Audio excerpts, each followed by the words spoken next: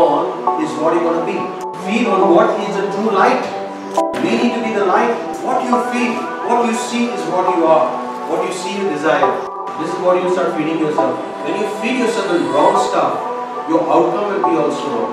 All those aspects of your life will emerge out of what you feed yourself. If you feed yourself with worship, you become a good worshiper. And you'll be connected to your Maker. We have the freedom to choose what we want to feed on. We have a choice of setting our priorities for God or for the world. Is God first in your life or God is last in your life? Stand for God. And He is self.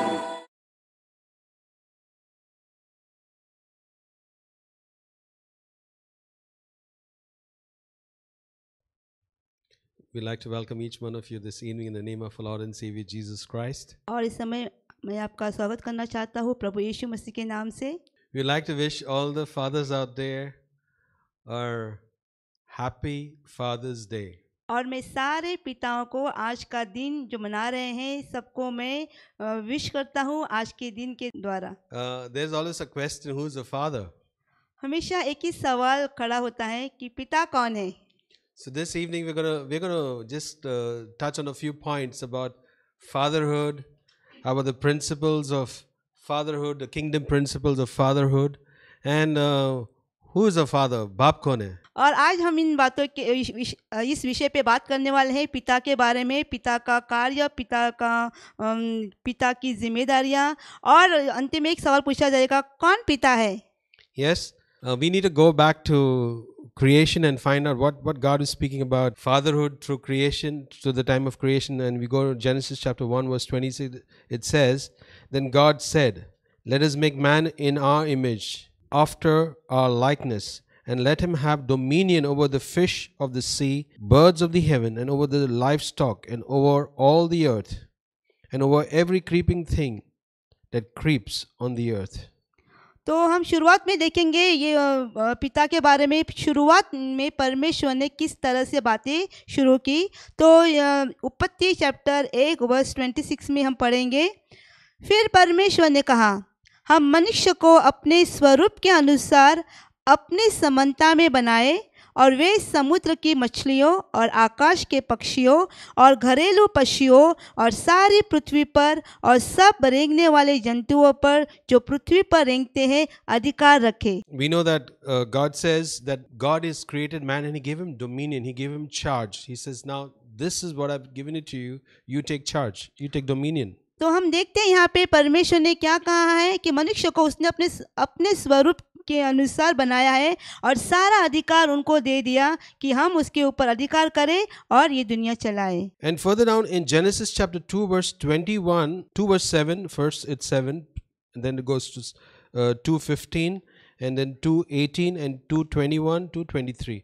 And it says, and Jehovah God formed man out of the dust of the ground, and breathed into his nostrils the breath of life, and a man became a living soul. And Jehovah God took the man and put him into the garden of Eden to dress it and to keep it. और उत्पत्ति chapter 2 verse 7 में पढ़ेंगे, तब यहोवा परमेश्वर ने आदम को भूमि की मिट्टी से रचा और उसके नथनों में जीवन का श्वास फूंक दिया, और आदम जीवित प्राणी बन गया। और 15 में पढ़ेंगे, तब यहोवा परमेश्वर ने आदम को लेकर अदन की वाटिया में रख दिया कि वह उसमें काम करे और उसकी रक्षा करे। Adam, and Jehovah God said, it is not good that a man should be alone. I will make him a helpmate for him. And Jehovah God caused a deep sleep to fall upon the man, and he slept. And he took one of his ribs, closed up the flesh inside thereon, and the rib which Jehovah God had taken from the man made he a woman, and brought her unto the man. और 18 में पढ़ेंगे, फिर यहोवा परमेश्वर ने कहा, आदम का अकेला रहना अच्छा नहीं, मैं उसके लिए एक ऐसा सहायक बनाऊंगा जो उससे मेल खाए। और 21 में पढ़ेंगे, तब यहोवा परमेश्वर ने आदम को भारी नींद में डाल दिया, और जब वह सो गया तब उसने उसकी एक पसली निकालकर उसकी जगह मांस भर दिया, और यहोवा परमेश्वर ने उस पसली को जो उसने आदम में से निकली थी स्त्री बना दिया और उसको आदम के पास ले आया। This is now bone of my bone and flesh of my flesh. She shall be called woman because she was taken out of man. और वचन 23 में लिखा गया है, तब आदम ने कहा, अब यह मेरी हड्डियों में की हड्डी और मांस में का मांस है, इसीलिए इसका नाम नारी होगा, क्योंकि यह नर में से निकाली गई है। A woman was created. Now, woman means out of the womb man. Okay, so I feel that out of the womb was put in the other person, the woman, and she had a womb. That's how God created her. She's a woman. And when we say fetus, woman has a fetus, and it is the female. Male out of the male, it's female. Out of the fetus was put in the man. So if a man does not have a fetus, if a woman doesn't have a fetus, she's not a woman. She needs to have a fetus. If she has a fetus, if she has a womb, she is a woman. और जैसे लिखा गया है कि यहाँ पे नारी को कैसे बनाया, नर के द्वारा। सो यहाँ पे देखते हैं नारी उत्पन्न हुई नर के द्वारा। तो परमेश्वर ने नारी को जब बनाया तो उसमें भी क्या डाला, हम देखते हैं वुमन यानी वूम, जो एक कोक रहती है जहाँ से जन्म होता है मनुष्य का, उसमें से नारी निकलती है। तो परमेश्वर ने जब बनाया नारी से नर से नारी को, और ये दोनों रिश्ते उसने बनाए। Now God says He created them, and now He says I've given you dominion. The other thing is, He said after giving him dominion, there's another very important point. It says God took Adam and put him to work. After putting him to work, He made the woman. So if a person is planning to get married and doesn't have a job, then there's a big problem. He has to work. और यहाँ पे हम देखते हैं नारी बनाने से पहले परमेश्वर ने क्या किया, जब सारी सृष्टि बनाई और सारा अधिकार जब आदम को दिया गया, हम देखते हैं वचन में क्या लिखा गया है कि परमेश्वर ने आदम को क्या रखा, वाटिका में रख दिया। क्या करने के लिए? काम करने के लिए। उसको क्या कहा गया था कि उसका काम करे और उसकी रक्षा करे। नारी बनाने से पहले परमेश्वर ने आदम को काम करने के लिए कहा गया था, और उसके बाद उसने नारी की। तो इसका अर्थ क्या है? अगर हम रिश्ते में शामिल होते हैं तो हमको देखना है, पहला आदमी को काम करना है, उसके बाद शादी। That God created man. Now God gave man a big responsibility. He didn't give the woman the responsibility, given the man the responsibility. और हम देखते हैं यहाँ पे जब परमेश्वर ने सृष्टि बनाई, आदम को बनाया, तो उसने क्या किया, आदम को बड़ी जिम्मेदारी दे दी। तो जिम्मेदारी पहले किसको मिलती होनी है?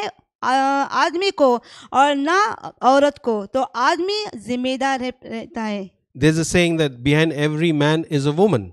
Behind every man there's a woman. एक कहावत है कि behind every successful man, हर सफलता पाने वाले आदमी के पीछे औरत का हाथ रहता है। The woman should not be behind, but the woman should be in front of him. She's in front of him. He's supposed to be taking the load because God has made him physically stronger than the woman. तो इसका अर्थ क्या है? औरत बनाई है परमेश्वर ने, तो औरत पीछे नहीं रहनी है, उसको अपने पति के सामने रहना है, क्योंकि जिम्मेदारी किसको सौंपी गई है? आदम को, आदमी को। तो जो बोझ रहता है वो किसको लेना है? आदमी को लेना है, क्योंकि औरत कमजोर रहती है। And whenever there's something to do with foundation, you don't put foundation in the air, you put foundation in the soil. बुनियाद लगाने से पहले आपको किसी हवा में नहीं लगानी है, जमीन से शुरुआत करनी है।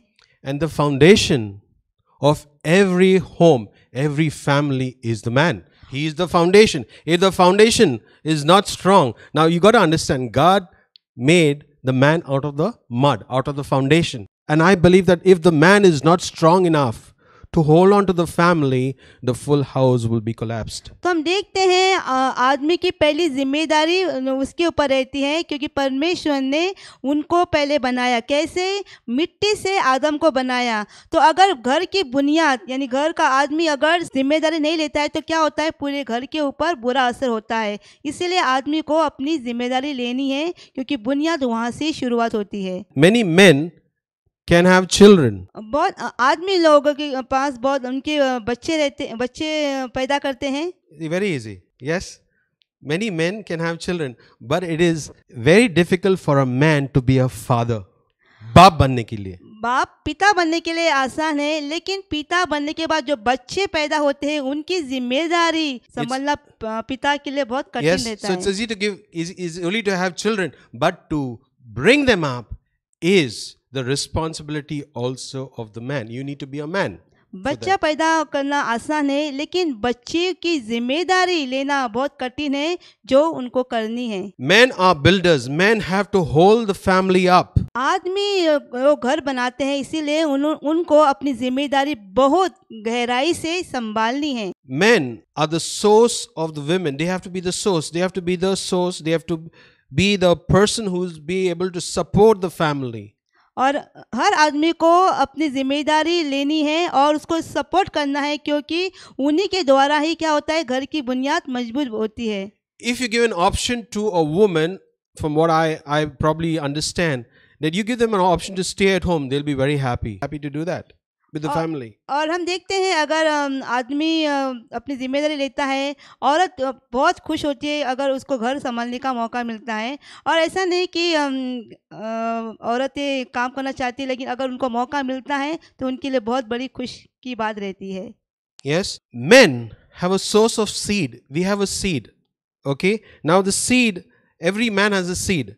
So when he has a relationship with a woman, there's a seed that is transferred into the woman and gives birth to a child. और हम देखते हैं जैसे लिखा गया है, हर आदमी में एक बीज बोया जाता है. जो बीज जब औरत में आता है तो क्या होता है, There is a child that's born, right? Out of the बच्चा पैदा sperm होता है. or whatever you can say that it's a seed. So when a seed is sown, it grows into a child, and now that seed, it says the sins are transferred to the third and fourth generation. Whatever is sown in that seed is transferred to the third and fourth generation. That's what the word of God says. और वचन कहता है जो बीज आदमी के द्वारा बोया जाता है वही क्या करता है, फल लाता है. और उसी के द्वारा वचन में लिखा गया है कि दूसरी, तीसरी और चौथी पीढ़ी तक वो बना रहता है. जो बीज बोया जाता है वही क्या करेगा, आगे बढ़ता है. The head of every man is Christ. और हर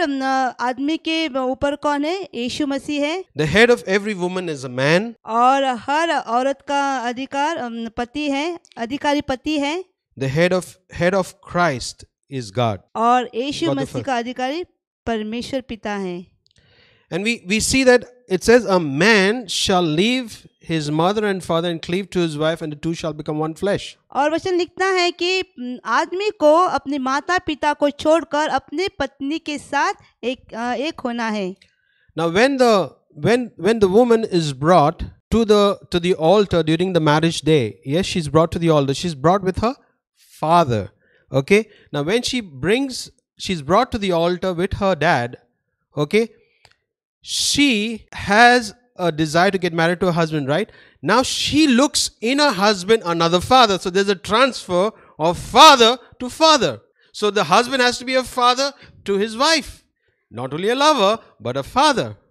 तो हम देखते हैं जब रिश्ता बनता है, जैसे शादी जब होती है एक लड़के और लड़की की, जब दुल्हन को दूल्हे के सामने रख दिया जाता है और उसका पिता दुल्हन को लेकर दूल्हे के सामने रखता है, तो यहाँ पे क्या होता है, एक पिता अपनी बेटी को जो दुल्हन होती है उसको दूल्हे के हाथ में सौंपती है. तो क्या होता है, उसके दुल्हन का जो पिता रहता है, जब शादी होती है तो दूल्हा क्या होता है, वही बाप की जिम्मेदारी, पिता की जिम्मेदारी उसके ऊपर आती है, जो पिता के द्वारा एक पति को पिता के द्वारा उसकी पत्नी को संभालना है. And I believe that every wife looks for a father in her husband. और मैं विश्वास करता हूँ हर पत्नी अपने पति में क्या देखना चाहती है, एक पिता का स्वभाव. That men have to be protectors. They have to be a protector. तो हम जब बादलों को देखते हैं, समझते हैं, हर आदमी को क्या होना है, उनकी सुरक्षित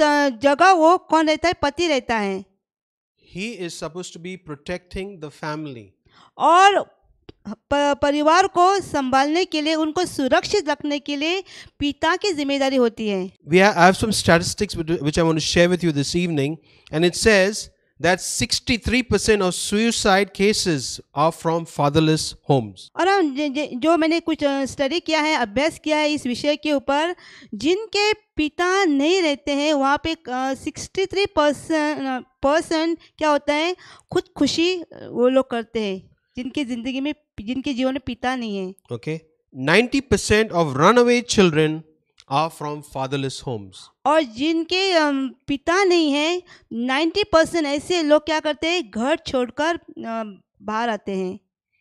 85% of children have disorder behavior. 85%. और 85% वे लोग हैं जिनके पिता नहीं है, तो उनकी हालत, उनकी मानसिक हालत भी बहुत खराब रहती है। 75% of adolescents, they are chemical drug users. They are drug users. They are from fatherless homes. और 75% जिनके पिता नहीं है, वे लोग ज़्यादातर ड्रग्स के विक्टिम में, गुलामगिरी में फंस जाते हैं। 71% of high school dropouts are from fatherless homes. High school dropouts. और 75% वे बच्चे हैं जो बीच में पढ़ाई छोड़कर अपनी ज़िंदगी गंवाते हैं। 85% of youth in prisons today are from fatherless homes. और हम देखते हैं बहुत से युवक लोग जो 85% तक युवक क्या होते हैं, They are बाहर, from fatherless homes who do not have fathers. और उनके पास घर नहीं रहते हैं, वे अनाथ होते हैं। They don't have fathers. और उनके पिता नहीं होते हैं। Okay, it is shocking, but it is not surprising. This is where a father plays a very major role in the family. ऐसी बातों को जब हम देखते हैं और सुनते हैं तो बहुत एक भयानक जैसा लगता है, लेकिन ऐसी हालत होती है जब पिता का हाथ उनके ऊपर नहीं रहता है और जिनके पिता नहीं रहते हैं। As I had mentioned, you can produce children, but that doesn't make you a father. जैसे अब मैंने कहा आपको, पिता, हम बाप बन सकते हैं, लेकिन No. You can produce children, but you don't become a father. बाप नहीं बनता है. You don't become a father by producing children. A father, you need to be having humility, and you need to be a parent to the children. हम बच्चे पैदा कर सकते हैं, लेकिन अगर हम पिता नहीं बन सकते हैं तो कुछ फायदा नहीं है बच्चे पैदा करके। So this very important point to understand, that to be a father, you should be a protector. तो ये चीज़ें, कुछ चीज़ें हैं जो हमको जाननी है। अगर हम पिता हैं तो हमारी पहली जिम्मेदारी क्या है, हमें उनकी रक्षा करनी है। Be a protector of the family. He has to be the provider of the family. और उसको जो चीज़ें उनको चाहिए घर संभालने के लिए वो देनी है। Not only money. Provider, that does not mean only money. It is the other things. It is wisdom, contribution to, be an encourager. When we're saying a provider, it doesn't only mean money. It means every other area of life. He has to be a man of wisdom. He has to be an encourager. He has to be a giver. He has to be a contributor to the family. तो जब खाली पैसे नहीं, उनकी जिम्मेदारी है घर संभालना। हर बातें जो घर में होती है, उन बातों को लेकर उसको अपना घर संभालना है। He should be a promoter to make someone else better. He has to make his family better. He has to make his wife better. और तीसरी चीज़ क्या है? His children better. तीसरी चीज़ क्या है? एक पिता को अपनी बीवी को और बच्चों को क्या उससे भी अच्छी उनकी बढ़ोतरी देखनी है। When I say promoter, I mean that when you get your wife, you don't get her well polished. Yes, you don't get a polished wife. God has brought your wife with you so that you work on her, encourage her, let her grow, make her a better woman. अगर हम देखते हैं यहाँ पे अपनी पत्नी को भी क्या करना है, हमें उनकी बढ़ोतरी, उनकी ज़िंदगी में बढ़ोतरी देखनी है। तो ऐसा नहीं है कि आपको एक सिद्ध परफेक्ट वाइफ मिलेगी जो सही तरीके के सामने आपके साथ जीवन बताएगी। नहीं, जब बीवी आपकी ज़िंदगी में आती है तो पति की जिम्मेदारी होती है कि वो अपने पत्नी की ज़िंदगी में कार्य करे, उसको सिखाए, उसको प्रोत्साहित करे, उसको एनकरेज करे, जिसके द्वारा वो और भी अच्छी सिद्ध साबित हो सकती है। Yes? So God will never give you a finished woman. Your job is to cultivate her. You have to work on her. You have to encourage her. You have to do a lot of work. And that's work. I believe that God has uniquely brought couples together where we need to work on seeing that we encourage. My wife would not speak to anyone, but today God has used her immensely.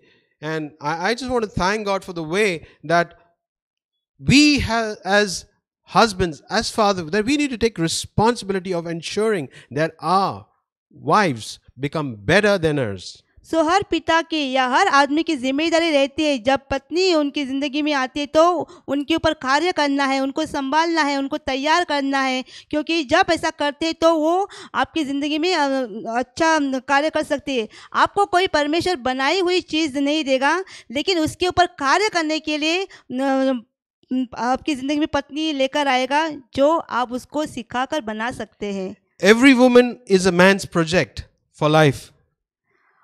और हर बीवी जो पत्नी क्या होती है, एक पति के लिए एक कार्य करने का It's his project. एक प्रोजेक्ट जैसा होता है। Yes, that he has to work on building her. Yes, if you are not proud of your wife, you are not proud of yourself. और पत्नी आपकी जिंदगी में लाना तो क्या है कि परमेश्वर आपको एक कार्य देता है जिसके ऊपर कार्य करना है। तो हर बीवी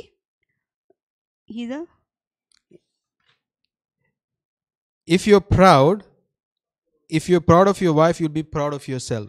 और आप अपने बीवी पर बड़ा घमंड रखते हैं तो आप खुद पर एक बड़ा घमंड रखते हैं। Amen. And I believe that there are very important points that we need to reflect about, that as a father, we need to be a father to our wives, not only to our children. And I believe that God has uniquely, if you see through scripture, He has given us, there's a transfer of responsibility from the father, the earthly father, to the husband who's the next father. And I believe that we need to take responsibility as husbands, as fathers, because God has given us a mandate. तो हर पति की या हर पिता की जिम्मेदारी रहती है, जब उनकी ज़िंदगी में परमेश्वर दोनों को इकट्ठा करता है तो क्या होता है, हर पिता को, हर पति को अपनी जिम्मेदारी लेना है, उनको संभालना है, क्योंकि सारी जिम्मेदारी परमेश्वर ने किसको दी है, पति को दी है, ताकि वे अपने परिवार को संभालें और सुरक्षित रखें। Yes, and in Malachi chapter 4 verse 6 says, and it says in Malachi chapter 4 verse 6 says, and he shall turn the hearts of the fathers to the children, and the hearts of the children to the fathers, lest I come and smite the earth with a curse. So God is saying that His desire is to turn the hearts of the fathers to the children and the children to their fathers. तो Malachi chapter 4 verse 6 में पढ़ेंगे, वह माता पिता के मन को उनके पुत्रों की और पुत्रों के मन को उनके माता पिता की ओर फेरेगा, ऐसा ना हो कि मैं आकर पृथ्वी का सत्यानाश करूं। Yes, so I believe that if you have children, and then when you say that you want to love your children, I believe love plus time is going to build a relationship. Now, I believe that this is a work that every parent has to do, and it is the role of the father and the mother. और हम जैसे देखते हैं, और अगर आपके बच्चे हैं और आप उनसे प्रेम रखते हैं तो बहुत ज़रूरी है प्रेम के साथ आपको उनके लिए समय भी देना है, इस रिश्ते को और मजबूत बनाने के लिए। Amen. Now, Amen. I know it's very difficult these days with this new generation. Yes. और मैं जानता हूँ ये बहुत कठिन है इस पीढ़ी में, जो पीढ़ी में हम जी रहे हैं। This new generation is on a new level. They are on a smartphone. They are very smart, and they are on a touch phone. You know, they want to be always on a touch. They are on a touch screen. और हम देखते हैं today's generation. और हम देखते हैं नए ज़माने के बच्चे हर नई नई बातें सीखते हैं। जैसे कि हम देखते हैं मोबाइल पे टच फ़ोन, हर बार उनको क्या करना है, मोबाइल पे खेलना है, क्योंकि वो आसानी से नए तरीके से चीज़ें मिलती हैं उन्हें। Touch screen has missed the personal touch. The touch screen has missed the personal touch of the family today. और जिस तरह मोबाइल अभी कैसे आए हैं, मोबाइल को टच करो तो चीज़ें खुल जाती है, उसी तरह इसीलिए उसका अभी एक कारण बन गया है। आज बच्चे सारी चीज़ें मोबाइल पे करते हैं, तो उनका जो रिश्ता बना रहना है, वो रिश्ता उतना मजबूत नहीं रहता है। When you enter any home, everyone is on the mobile. Everyone is down, their heads are down. There's no relationship. They're only touching the screen. Yeah, there's no personal touch in the family. And I believe we need to put a protocol. We need to work in each of our lives. When I'm preaching, it's not only for you, it's for me first. Then it's for the others. And I believe that when we are at home, we need to try to avoid as much, keep a specific time for the touch of the screen and have more touch with the families. And we need to do it intentionally. और हम देखते हैं किसी घर में जाओ, पहले हमारा ध्यान किधर जाता है, सारे घर में ज़्यादातर बच्चों के साथ मोबाइल, और पूरे मोबाइल में वो डूबे रहते हैं। उनकी सारी चीज़ें, उनका सारा मन मोबाइल पे रहता है। इसी का कारण ये है कि आज बच्चे में और उनके परिवार में रिश्ते मजबूत नहीं रहते हैं, क्योंकि पूरा समय कहाँ पे जाता है बच्चों का, मोबाइल पे, और वो मोबाइल पे खेलते रहते हैं, क्योंकि सारी बातें उनके लिए आसान हुई हैं। इसीलिए हमें, जब हम अपने बच्चों को देखते हैं, तो हम उसके लिए क्या करना है, हमें सीखना है और हमें जिम्मेदारी लेना है, क्योंकि इन बातों को उनके ज़िंदगी में अलग करने के लिए, जो उनके लिए अच्छे नहीं है। Now we as fathers, we need to be godly fathers. We need to be, because see, you got to understand that God has given a father a very special title. He's called you father, and even he's called himself father. It's a very special title. So for that, we need to be godly fathers, which I know it's very difficult, but I know we need to work on it. Each of us have to work on it. और हम देखते हैं एक नाम जो पिता परमेश्वर ने दिया है, पिता, हाँ, इसका अर्थ क्या है, एक बहुत बड़ी जिम्मेदारी है, तो हमें इसके ऊपर कार्य करना है। इसीलिए हमें भय रखने वाले, परमेश्वर का भय रखने वाले पिता का स्वभाव हमारे अंदर होना है, जो बहुत कठिन है, लेकिन हमें उसके लिए कार्य करना है। Number one is a godly father leaves a legacy behind. He always leaves a legacy. That means if the father is godly, his generation shall be blessed. और अगर पिता धार्मिक तरीके से अपनी ज़िंदगी जीते हैं, तो क्या करते हैं, हर धार्मिक पिता अपने बच्चों के परिवार में क्या रखेगा, एक यादें उनके लिए छोड़ेगा, जो बच्चे उसको लेकर आगे जाएंगे। Amen.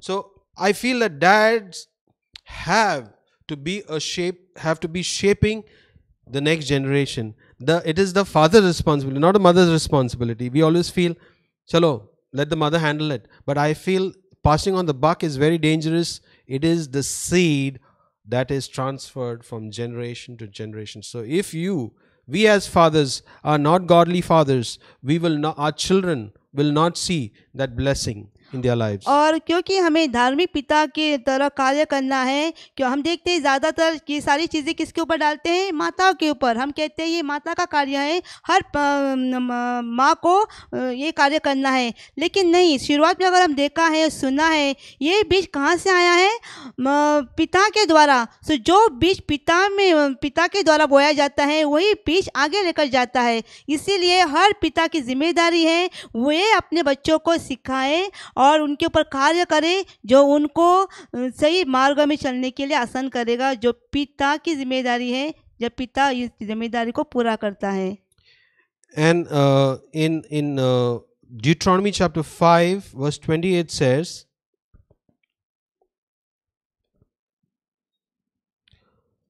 "The Lord heard the request you made to me, and he said, I have heard what the people said to you, and they are right. Oh, that they would always have hearts like this, that they might fear me and obey all my commands. If they did, they and their descendants will prosper forever." Can you imagine? It's a great promise. It says, they and their descendants, it's not only you and your descendants will prosper because of your stand for God. और व्यवस्थित विवरण में chapter 5 verse 28 और 29 में पढ़ेंगे। जब तुम मुझसे ये बातें कह रहे थे तब यहोवा ने तुम्हारी बातें सुनी। तब उसने मुझसे कहा, इन लोगों ने जो बातें तुझसे कही हैं मैंने सुनी है। इन्होंने जो कुछ कहा वह ठीक ही कहा। In Deuteronomy chapter 6 verse 1 to 3 it says, Now this is the command, the statutes and the rules that the Lord your God commanded me to teach you, that you may do them in the land to which you are going over to possess it, that you may fear the Lord your God, you and your sons sons, by keeping all his statutes and his commandments, which I command you, all the days of your life, and that your days may be long. Hear therefore, O Israel, and be careful to do them, that it may go well with you, and that you may multiply greatly, as Lord the God of your fathers has promised you in the land flowing with milk and honey. और व्यवस्थित विवरण chapter 6 हम 1 से 3 तक पढ़ेंगे। यह वह आज्ञा और वे विधियों और नियम हैं जो तुम्हें सिखाने की तुम्हारे परमेश्वर यहोवा ने आज्ञा दी है, कि तुम उन्हें उस देश में मानो जिसके अधिकारी होने को पार जाने पर हो, और तू और तेरा बेटा और तेरा पोता यहोवा का भय मानते हुए उसकी सब विधियों और आज्ञाओं पर जो मैं तुझे सुनाता हूँ अपने जीवन भर चलते रहे, जिससे तू बहुत दिन तक बना रहे। हे इज़राइल, सुन और ऐसा ही करने की चौकसी कर, इसीलिए कि तेरा भला हो और तेरे पितरों के परमेश्वर यहोवा के वचन के अनुसार उस देश में जहाँ दूध और मधु की धाराएं बहती हैं तुम बहुत हो जाओ। God is very clear that the blessings that you're going to receive is going to be transferred to your generations. और यहाँ पे हमारा परमेश्वर इन चीज़ों से हमें बातें करता है और कहता है कि जो आशीष दी गई है वो पीढ़ी से पीढ़ी तक आगे बढ़ती जाती है। And Joshua 1 verse 8 says, This book of the law shall not depart from your mouth, but you shall meditate on it day and night, so that you may be careful to do according to all that is written in it. For then you will make your way prosperous, and then you will have good success. और यहोशू chapter 1 वचन 8 में पढ़ेंगे, व्यवस्था की यह पुस्तक तेरे चित्त से कभी ना उतरने पाए, इसी में दिन रात ध्यान दिए रहना, इसीलिए कि जो कुछ उसमें लिखा है उसके अनुसार करने की तू चौकसी करे, क्योंकि ऐसा ही करने से तेरे सब काम सफल होंगे और तू प्रभावशाली होगा। Amen. It says Amen. you will. So there's the legacy of blessings that will come down if the father takes the stand first, and the mother. It says, we see in the 10 commandments, it says honor your father and mother. It's one of your command. Yes, if you disobey your father and mother, you will not see your generations blessed. So that's where you break the command, and that's where God is saying we have to be careful of that. जब एक पिता अपनी सारी जिम्मेदारी को लेकर वचन को लेकर जब ऐसे कार्य करता है तो वो अपने परिवार में आशीष देखेगा। इसीलिए हर माता पिता की जिम्मेदारी है, जैसा वचन में लिखा गया है, जब बच्चे अपने माता पिता का आदर करते हैं, सम्मान देते हैं, तो उनकी ज़िंदगी में क्या होती है, आशीष आती है और वो सफलता का जीवन उनको मिलता है एक पिता के द्वारा। It starts with the father. तो ये शुरुआत कहाँ से होती है? पिता के द्वारा। Yes, Proverbs 9 verse 10 and 11 says, the fear of the Lord is the beginning of wisdom, and the knowledge of the Holy One insight. For by me your days will be multiplied, and years will be added to your life. तो नीति वचन chapter 9, 10 और 11 में पढ़ेंगे, यहोवा का भय मानना बुद्धि का आरंभ है, और पवित्र परमेश्वर जो जानना ही समझ है। मेरे द्वारा तो तेरी आयु बढ़ेगी और तेरे जीवन के वर्ष अधिक होंगे। Yes, so it's a promise that if you as a father, you are a godly father, you will first leave a legacy, then you will live a long life. और एक पिता अपनी धार्मिक जिंदगी जीता है परमेश्वर के भय के द्वारा, तो वो एक अच्छा नमूना, एक उदाहरण बनकर अपने परिवार में सौंपता है और उसी के द्वारा उसके बच्चे और सफलता पाते हैं, क्योंकि एक पिता ने अच्छा कार्य किया है। Proverbs 22 verse 4 says, the reward for humility and fear of the Lord is riches and honor and life. तो नीति वचन 22 वर्ष 4 में पढ़ेंगे, नम्रता और यहोवा के भय मानने का फल धन, महिमा और जीवन होता है।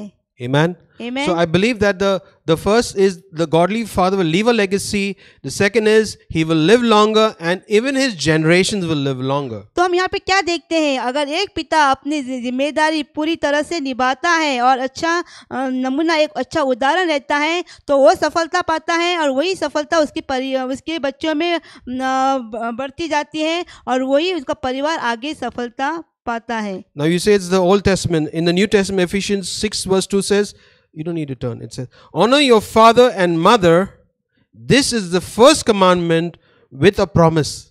और हम ये पुराने नियम में देखा और हम आगे पढ़ेंगे नए नियम में, एफिशियंस में लिखा गया है, बच्चों को बोला गया है कि अपने माता पिता का आदर करो, ये सबसे बड़ा नियम, पहला नियम है। उसके साथ एक प्रॉमिस भी है, और you get a promise. The promise is long life. और जब ये पहले नियम को हम देखते हैं, जब उसका हम आदर करते हैं, तो दूसरी आशीष क्या दी गई है कि वे लंबी जिंदगी जिएंगे। Yes. Point number 3 is, you will increase greatly in the land. Whatever you do, you will see increase. You will see blessings. Now that blessing is because if you stand by God's word. In Deuteronomy chapter 6 verse 2 and 3 it says that you may fear the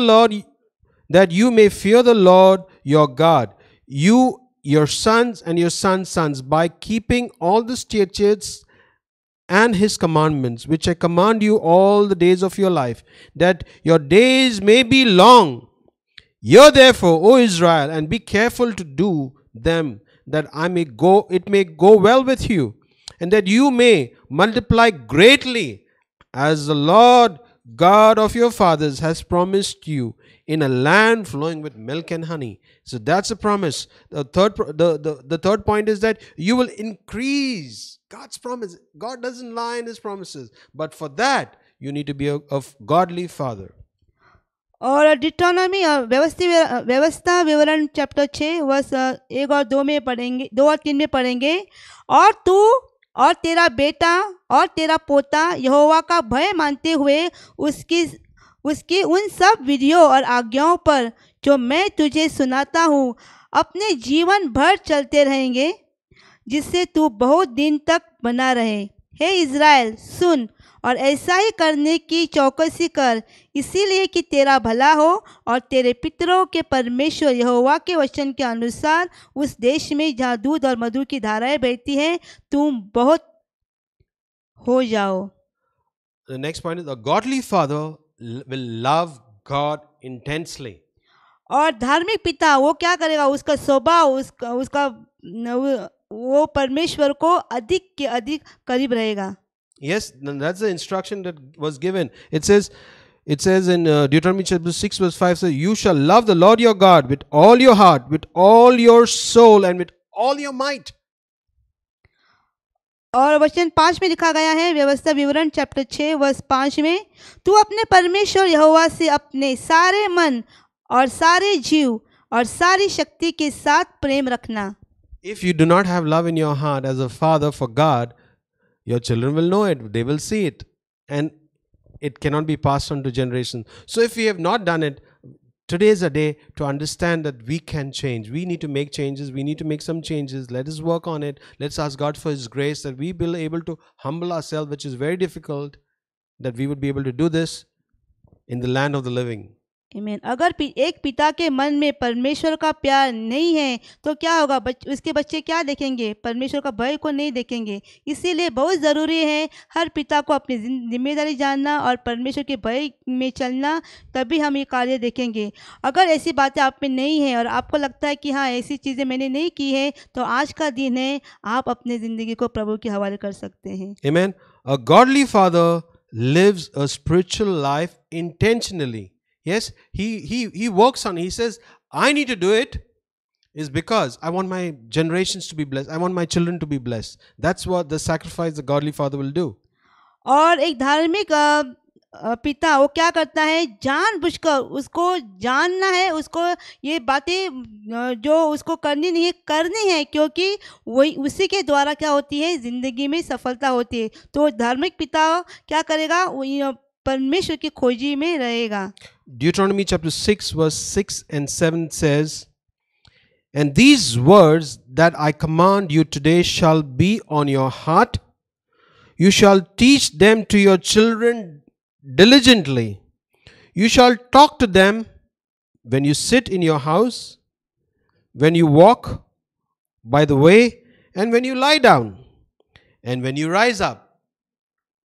और वचन 6 और 7 में पढ़ेंगे, 6 and 7. 6 and 7 व्यवस्था विवरण chapter 6 verse 6 and 7 में पढ़ेंगे। और ये आज्ञाएं जो मैं आज तुझको सुनाता हूँ वे तेरे मन में बनी रहे, और तू इन्हें अपने बाल बच्चों को समझाकर सिखाया करना, और घर में बैठे मार्ग पर चलते लेटते उठते इनकी चर्चा किया करना, और इन्हें अपने हाथ पर चिन्ह के रूप में बांधना, और ये तेरी आंखों के बीच टीके का काम दे। Amen.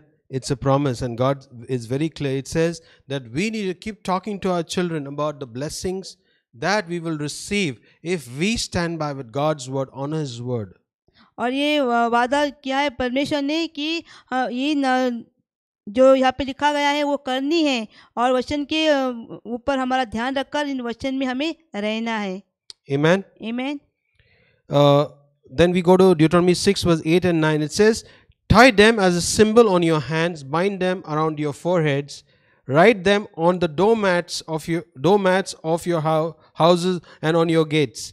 That means we need to understand that God's word is so important that we need to focus on God's word. And when we focus on these words, that we need to do it intentionally, that our children will see the blessing because we have stood for His word. और जैसे लिखा गया है वचन 8 और 9 में, और इन्हें अपने हाथ पर चिन्ह के रूप में बांधना, और ये तेरी आंखों के बीच टीके का काम दे, और इन्हें अपने घर के चौखट के बाजुओं और अपने फाटकों पर लिखना। इसका अर्थ क्या है कि परमेश्वर चाहता है कि हमारी नज़र पूरी किस पर रहे, वचन के ऊपर रहे, और हमारी ज़िंदगी में वचन बना रहे, क्योंकि अगर हम वचन में बने रहते हैं और वचन के द्वारा हम चलते हैं तो परमेश्वर की सफलता को हम हमारी जिंदगी में पाएंगे। Yes, when we say that it shall be on your heart, it does not mean that it's a command now. It has to be on your heart, and you need to only babysit your kids. It is not babysitting kids; it is discipling them. Amen. अगर यहाँ पे लिखा गया है कि इन बातों को अपने दिल में रखना है, इसका अर्थ ये नहीं कि दिल में रखकर हमें बैठना है, हमें इसके ऊपर कार्य करना है और इसके द्वारा हमें अपने बच्चों को सिखाना है। And we need to keep talking to them. We need to start telling them about the goodness of God, about His faithfulness upon our lives. और ऐसी बातें, परमेश्वर की हर बातें, उनके वचन जो आज्ञा दी गई हैं अपने बच्चों के साथ बांटनी है, बातें करनी है, चर्चा करनी है, ताकि हम अपने बच्चों को भी उन बातों को सिखाएं, उन्हें मालूम पड़े। Amen. And this is it says in Deuteronomy chapter 6 20 and 21 says, when your sons ask you in time to come, what is the meaning of the testimonies and the statutes of the rules that the Lord your God has commanded you, then you shall say to your sons, we were Pharaoh's slaves in Egypt, and the Lord brought us out of Egypt with His mighty hand. और व्यवस्था विवरण chapter 6 verse 20 और 22 तक हम पढ़ेंगे। फिर आगे को जब तेरा लड़का तुझसे पूछे, ये चेतावनियाँ और विधि और नियम जिसके मानने की आज्ञा हमारे परमेश्वर यहोवा ने तुमको दी है, इनका प्रयोजन क्या है, तब अपने लड़के से कहना, जब हम मिस्र में फ़िरौन के दास थे, तब यहोवा बलवंत हाथ से हमको मिस्र में से निकल ले आया, और यहोवा ने हमारे देखते मिस्र में फ़िरौन और उसके सारे घराने को दुख देने वाले बड़े बड़े चिन्ह और चमत्कार दिखाए। It's easy to speak negative words, but we need to speak about the goodness of our God. Amen.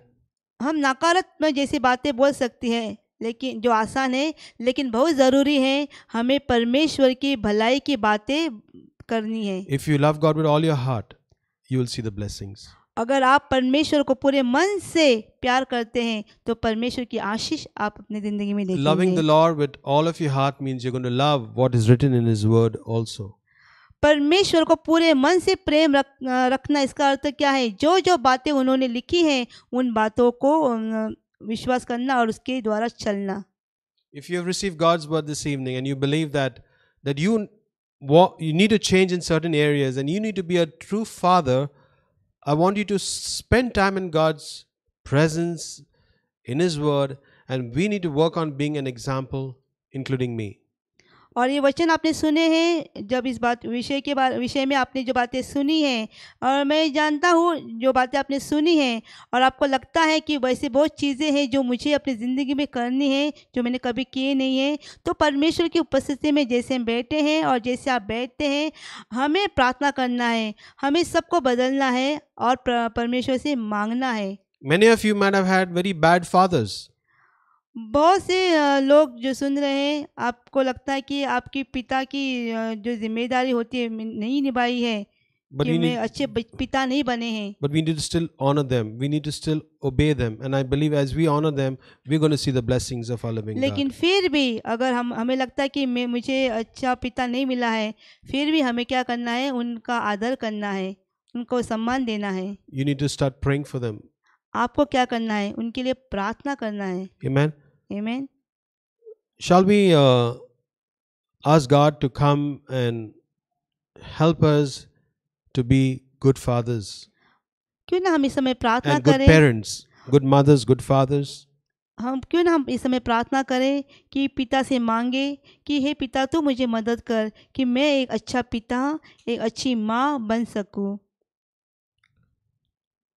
Our Father in heaven, we thank you for the gift of life. हे पिता परमेश्वर, मैं धन्यवाद देना चाहता हूँ इस जीवन की भेंट जो आपने मुझे दी है।